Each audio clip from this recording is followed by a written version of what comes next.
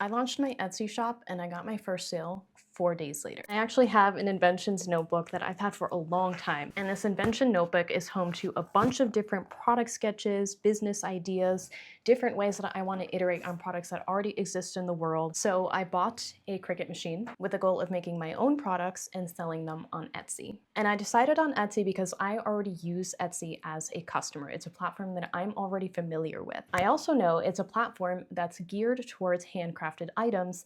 And I also know that if I can build and grow on a platform like Etsy, I can literally do it anywhere else. And I told myself, I kind of put it out into the universe. I said, if I can make even one sale on Etsy, that's going to be my sign. That'll be proof that I can do this. And if I can make one sale and then make at least $100 in revenue, that is going to be my proof of concept that I can make money online and build something real. Before I decided to take a leap on any of that, I had watched a ton of videos from different creators online, different Etsy sellers online, speaking very negatively about their experiences on platforms like Etsy, Amazon, wherever else. And so many of them were saying it is way too saturated to sell on Etsy. It's not worth it anymore. You'll never get traction as a new shop. It's going to take you months and months before you make any money on anything. And to be quite honest with you, I almost let that scare me into not doing this, but I kept coming back to this one thought. People are buying on Etsy every single day. So those sales have to be going somewhere, so why can't they go to me? Etsy is a platform that has been predicted to only double in sales and user base over the next several years. There is opportunity to grow, so I decided to find out for myself what it was going to look like. And what I realized watching all of those videos was two things. It seemed like people were either creating whatever they wanted and hoped that people would buy them, or more interestingly, it seemed like people were exclusively following third-party advice and never actually going to the source itself, especially when a platform like Etsy has so much documentation for you to take advantage of. I started with extensive keyword research on Etsy directly by going directly to Etsy search bar and typing in different search terms and seeing what auto-populated. That tells you a lot about what people are actually searching for in the moment. I also used a Chrome extension called Everbee. There's a ton of different extensions that you can use, and I used Everbee to go even deeper on all of the search items that I was seeing auto-populate. I looked at what was already selling in that space, what the demand looked like, what gaps existed, which listings had a lot of sales, and I also took a very extensive look on all of the top sellers that I could find to see the commonalities between all of them. And more importantly, I also thought about how I personally shop as a customer on Etsy. What makes me click a listing? What makes me drawn to something that I'm seeing in the search? And that whole research process took me a few hours, not weeks. A few focused hours of looking at actual data on the platform. Then I read Etsy's own seller handbook, their own documentation about how their search algorithm works, what trends they're seeing, what people are actually looking for to understand how the platform really worked as a whole. And the craziest thing I realized in doing that is the fact that so many people do not realize that Etsy even has its own seller handbook, or that they're skipping it entirely, which is crazy because you're missing out on so much key information. I read the handbook before I launched a single thing on Etsy, and it really changed how I approached the platform from then on. When it came to choosing my product, I chose a niche based on the data that I had gathered and let that guide everything else. Now here's the craziest part of all of this. I bought a Cricut machine, like I said, but I had never used a Cricut in my life, not even once. And the version of the machine that I decided to buy was the Cricut Venture, which is basically the commercial grade version of the machine that's meant for business owners and mass production. That was my first ever Cricut. So the product I chose would have to work on multiple levels at once. It had to fill the gap I found in my research. It had to be beginner friendly enough to produce with no prior Cricut experience. It had to be something that I could realistically produce at scale without taking over my entire life or space. And more importantly, starting out, it had to be materials that were cost effective enough, but also to the quality that I would want, because I'm not going to sell something that I'm not proud of. And when I found the intersection of all of those things, that was my product. So it wasn't just what can I make? It was what can I make well, efficiently, and consistently, affordably, and that people actually want. That's a different question entirely, but I really think it's the right one to ask first. And so I kind of had to learn everything by doing everything at once. YouTube videos, Cricut's own resources and documentation and tutorials, and then just a lot of trial and error, honestly. And of course, there was a lot of wasted materials, a lot of frustration, and a lot of points where I just didn't know what I was doing and whether what I was trying to do was even going to work. And the key thing is that I knew going into this that if I got it on the Cricut Venture, it meant I got it at scale. I would never outgrow my machine and have to buy more things later later on down the line. This machine is an investment and I do not recommend starting this way, but I bought it with the intention of betting on myself and making that investment back by challenging myself. So let's talk a little bit about inventory, pricing, ads, etc. I only made a handful of products. I had no idea if this was even going to sell, so I just launched 3 colorways and set the par level at 5. A total of 15 products, so that just in case nothing at all sold, it would be easy for me to just give them away to friends and family, no harm, no foul, and I wouldn't need a dedicated space or have all this inventory just sitting there. And then as time went on and sales kept coming in, I added 3 more colorways to kind of test what people actually wanted. And from that data, I ended up finding what my best-selling colors were. I kept the par level at 5 for the best movers.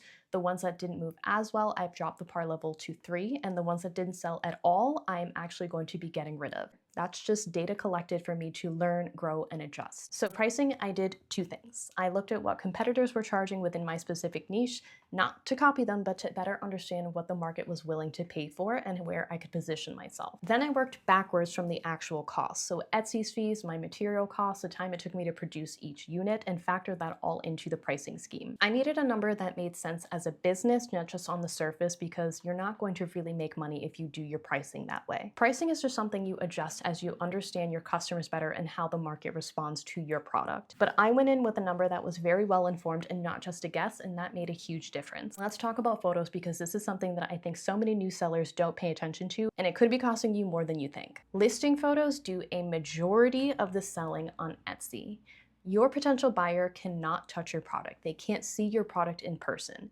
They are making a purchase decision based on what you choose to show them. And think about how you would approach an Etsy listing with one bad photo or blurry lighting or a cluttered background or angles that don't even show what the product is actually supposed to do or solve for them. You're probably not going to buy it, and you've got to think about your listing photos the same exact way. Did I use a professional camera? No. Did I use any fancy lighting? No. I literally used my iPhone and some natural lighting outdoors to start. But my listing photos were good enough to get me sales because I understood the fundamentals. Show what you're selling, that is the absolute baseline, and anything on top of that is just going to be extra optimization. I also want to talk about Etsy ads more honestly, because I know there are a lot of Etsy sellers with very negative opinions about using ads. And I get it. If you go in blind and don't understand what exactly you're getting into and what you're paying for, Etsy ads will be a waste, especially if you have not validated your product through research. But I didn't want to go into Etsy demonizing ads. I literally had nothing to lose going into Etsy, so I treated Etsy ads as an experiment from day one. I tested different budgets, I watched what happened to my traffic and my conversions, I paid attention. For where I was as a completely brand new shop with no selling history and no credibility as an Etsy seller,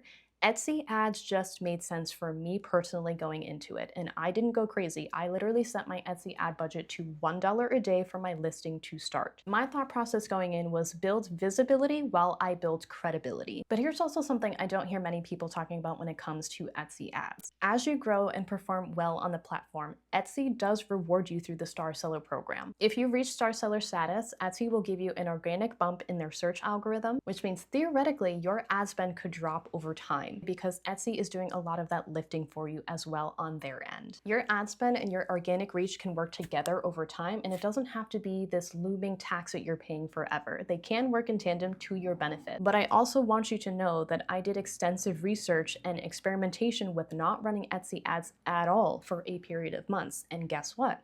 I still got sales. So that just proved to me that my listing had enough organic search to stand on its own 2 legs without needing the assistance of paid search. Now I run them again, but at a very low budget, just enough to stay relevant in the search, because again, I don't have a lot of time to actively manage an Etsy shop right now. And honestly, it's still working. I'm still getting sales. My biggest advantage with experimenting with Etsy ads the way that I did is that I now understand my sweet spot between paid and organic search, because I was willing to lose a little bit of money and test. Etsy ads put eyes on your listing, but that is all they do.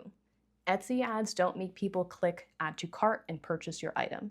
They don't make people leave 5-star reviews, and they certainly do not make people become repeat customers of your product. If the product wasn't good, I would not have any feedback or any sales with a $1 ad budget or a $100 ad budget.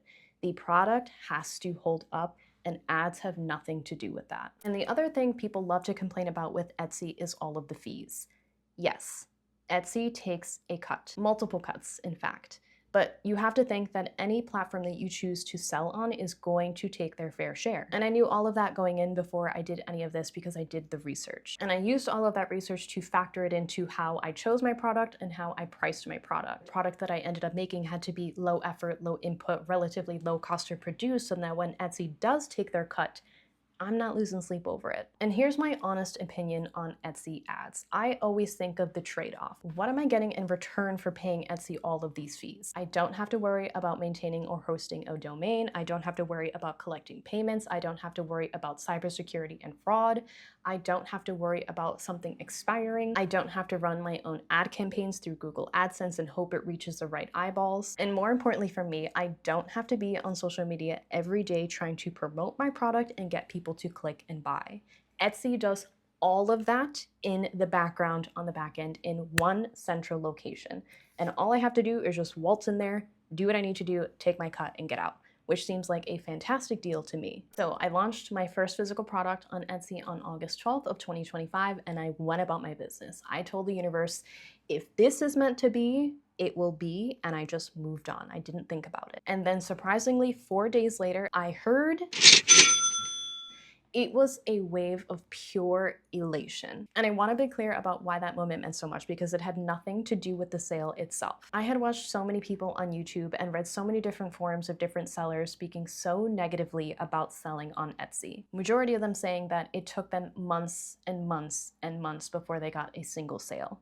And here I was, 4 days in, and I already had my first sale. I want to talk about where I am with this shop right now, and I want to be very upfront.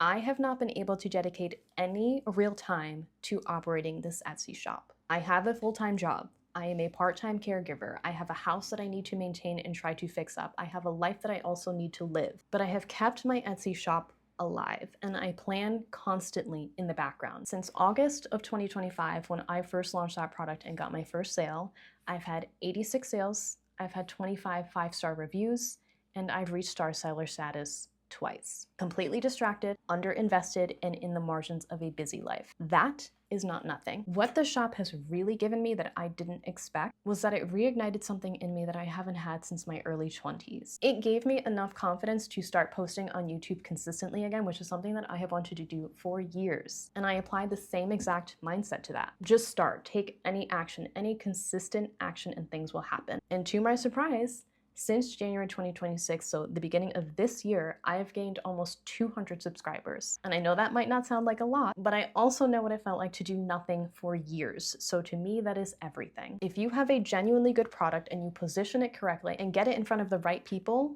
it will sell. And that's not just a pep talk, that is actual fact. And the other important thing that I want to communicate is use every resource the platform gives you. Read the handbook and do your research. It takes less time than you think to do the research and collect real data to validate your ideas. And you also don't need to have everything figured out from the start. Sometimes learning as you go beats having everything figured out or years of doing nothing because you're waiting to have everything completely perfect. And I can say that from direct experience because I've literally done both, and only one path has gotten me any results. I'm still building this Etsy shop, this YouTube channel, these streams of income, all of it in whatever time I have. If you're trying to do the same, meaning build something real in the margins of your very busy life, then consider subscribing because I'm documenting all of it.